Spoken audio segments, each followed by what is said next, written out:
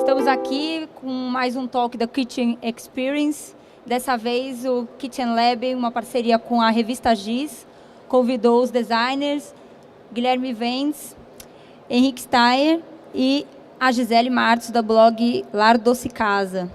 Vamos começar falando um pouco sobre a experiência de vocês com cozinhas. Quem cozinha, quem não cozinha, quem gosta de cozinhar, quem não gosta. Quem tem pessoas na família que são chefes, gourmets, enfim, um pouquinho de cada um contando as suas experiências com cozinha. Eu já começo falando que não faço nem o meu miojo. Posso começar? Oi, eu sou Gisele, é um prazer estar participando aqui do Kitchen Lab. Então, minha experiência com a cozinha ela não é tão prazerosa. Não, prazerosa ela é, né? Ela não é tão não está no meu cotidiano, digamos assim. Ainda mais na minha vida corrida. Mas sempre que eu tenho um tempinho, eu estou praticando alguma coisa na minha cozinha. Mas não é também a chave principal. Eu gosto muito de receber, então eu sempre faço a mesa, posta, tudo. Mas na parte de cozinhar, assim, eu não sou tão experiente, não. Henrique, vamos lá. Eu acho que nunca tive muita oportunidade de cozinhar, porque eu namorei uma pessoa que era chefe de cozinha, fit, funcional, etc. Então não tinha espaço para eu fazer nada, eu só comia. E desde pequeno eu tenho a lembrança da minha avó. Meu avô era dono de uma rede de supermercados no sul do país, a primeira rede de supermercados. Eles tinham uma vida muito confortável na época. E ele teve problema de depressão, acabou perdendo os negócios, tinham 4 filhos que estudavam em um colégio interno alemão, que custava caro. E a minha avó toda a vida cozinhou muito bem, então ela assumiu a cozinha junto com a funcionária dela. Tinha uma funcionária alemã que vive com a família até hoje. E eu lembro que eu era pequeno e eu via a minha avó cozinhando, e ela fazia doces para fora, fazia comida para fora, para sustentar a família na época.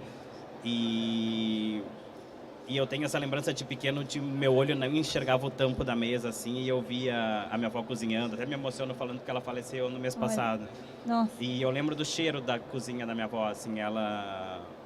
Então a minha experiência é essa, eu não tive espaço, porque a minha avó cozinhava muito bem, e depois eu tive relacionamento com uma pessoa que cozinhava muito bem, então eu só como. Mas é uma experiência que te marca, porque se você, só o cheiro já te traz uma lembrança, acho que isso é a maior experiência que a gente pode ter, né? Muito. São memórias que ficam para a vida inteira, né? Guilherme, você?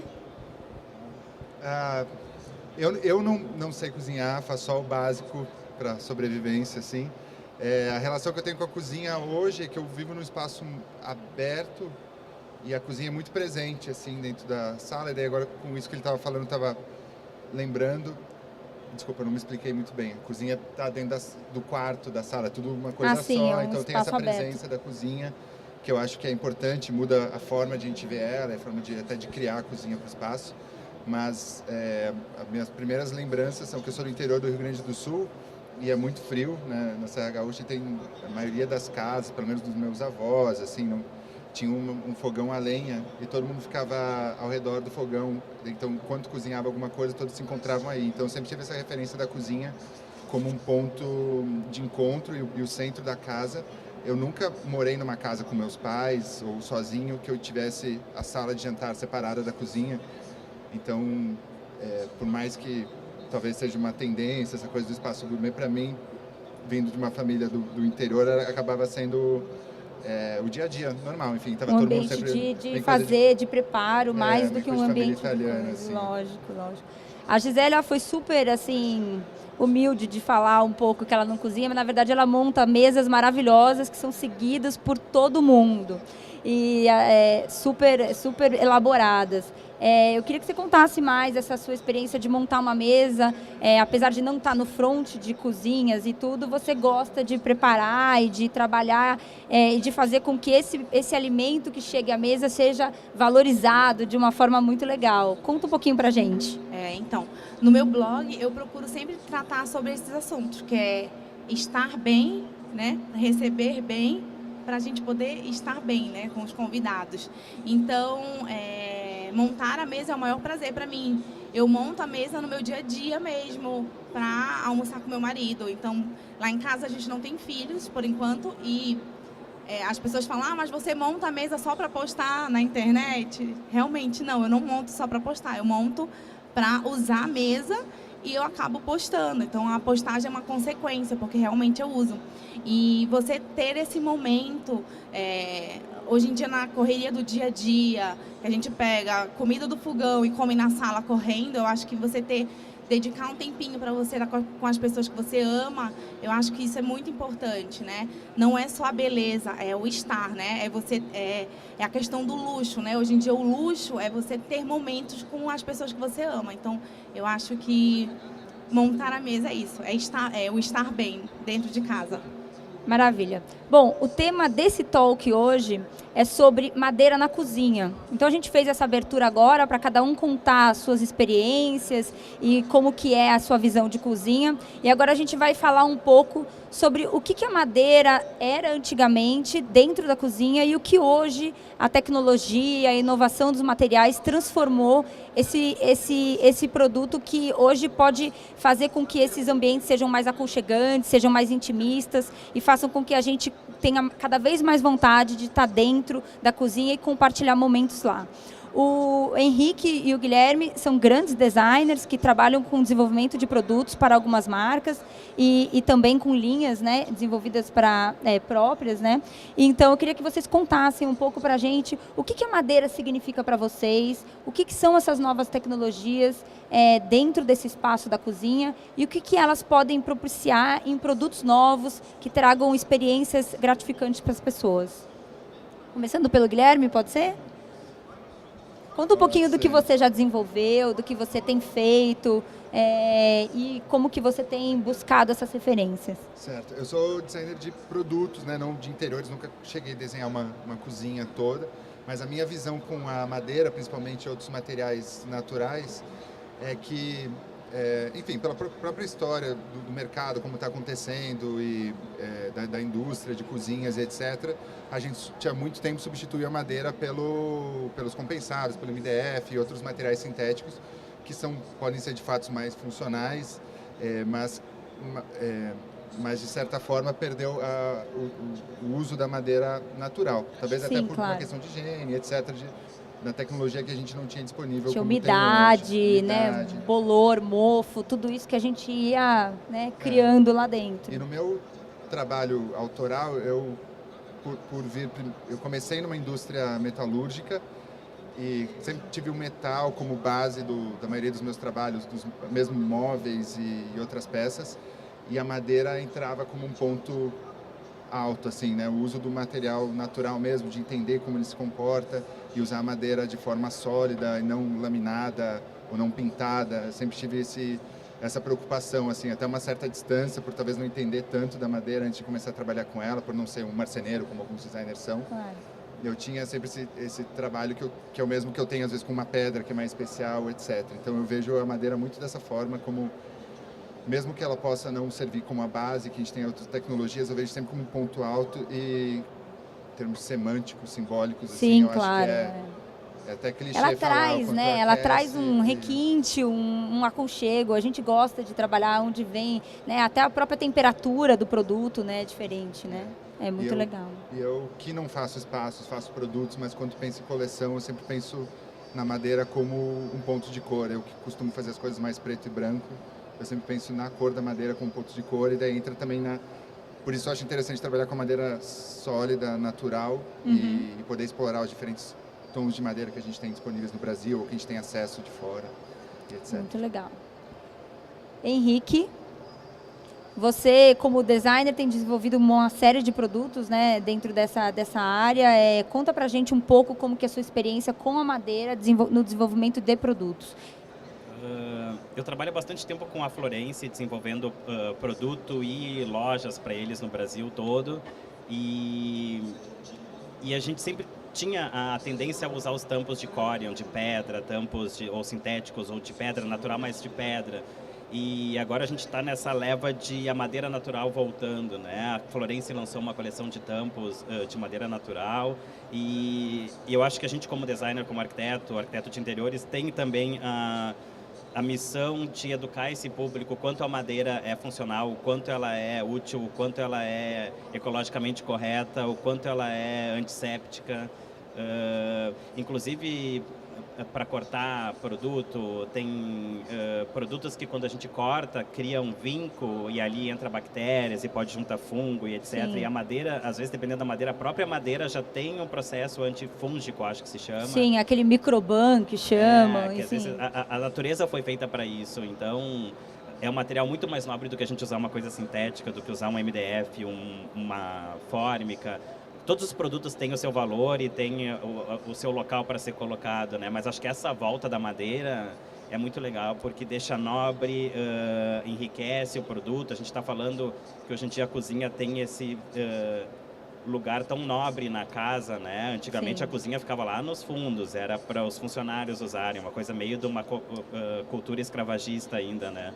Hoje em dia todo mundo quer o espaço gourmet, etc. Então usar um material nobre como é a madeira é incrível. Então, você acha que as novas tecnologias que vieram junto e trouxeram inovações em termos do tratamento da madeira propiciaram que a volta desse material, que antes era deixado um pouco de lado? O que você acha aqui? Porque teve um hiato, né, entre vamos usar alguns produtos, então sejam pedras, seja tal, e de repente essa volta, não só por conta da cozinha gourmet, que buscou, claro, uma temperatura mais quente, um aconchego maior desse ambiente, mas também da revolução tecnológica que esses produtos tiveram até no tratamento das madeiras que não eram madeiras industrializadas, né, que são madeiras naturais, né? Acho que somado a isso, tem a questão também desse consumo desenfreado que houve numa época que a gente consumiu o planeta inteiro praticamente, e hoje em dia tem essas políticas de reflorestamento, de usar a madeira de forma correta, ecológica. Então a gente está usando madeira, mas não está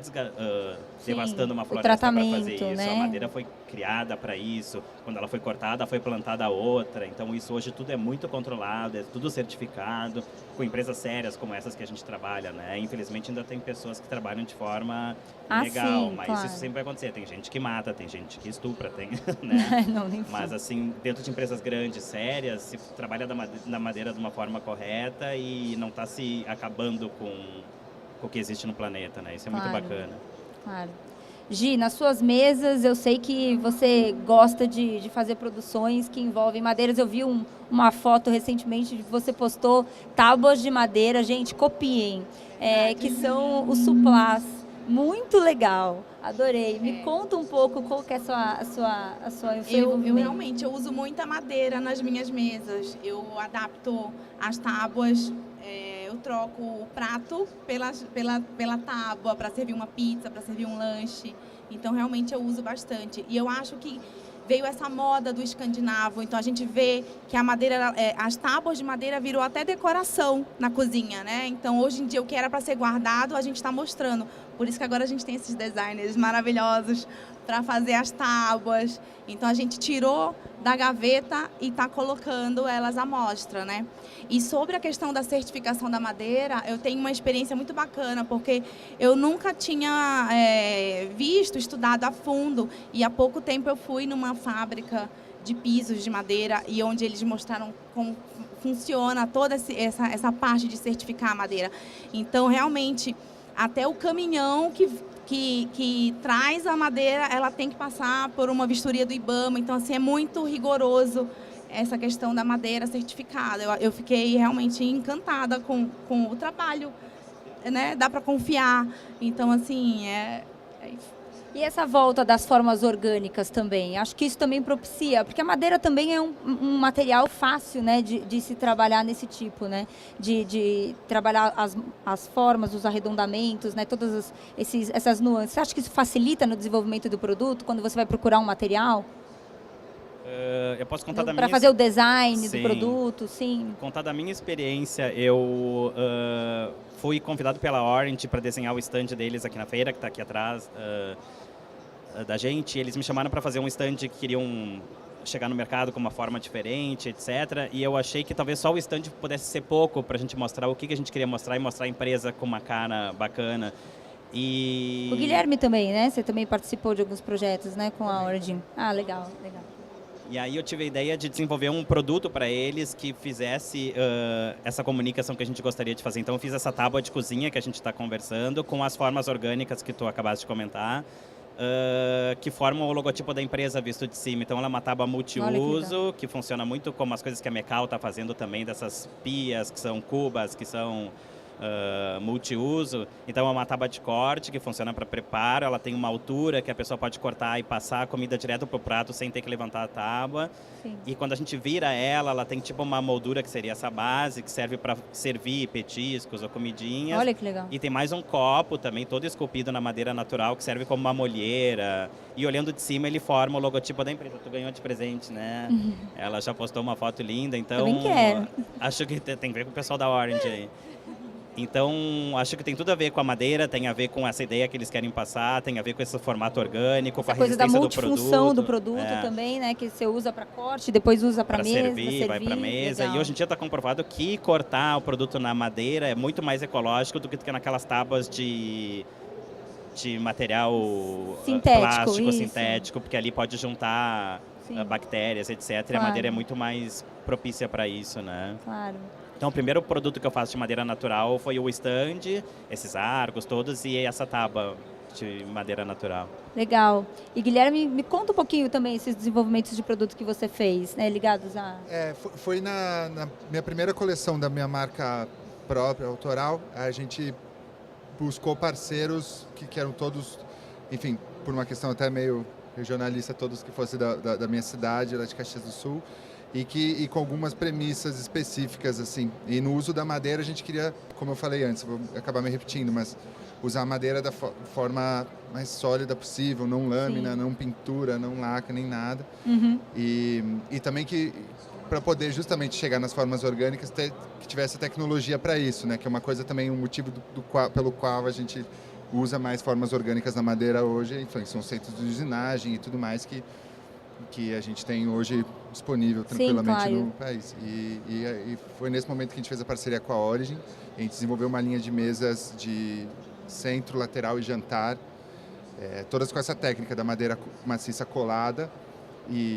É prensada ela? Ela é prensada, assim, colada e depois usinada. Então é feito um bloco de madeira maciça e depois ele é usinado para dar a forma orgânica. Então, cortado em ângulo deve ter várias tonalidades, deve dar um aspecto legal. E eu acho que o que foi mais interessante no projeto é que o desenho aconteceu junto com o processo, porque eu precisava entender onde era necessário ter resistência, onde eu podia tirar. Então a gente foi realmente esculpindo, tirando das partes onde não era necessário e tentando entender aproveitamento de madeira, bitola e resistência.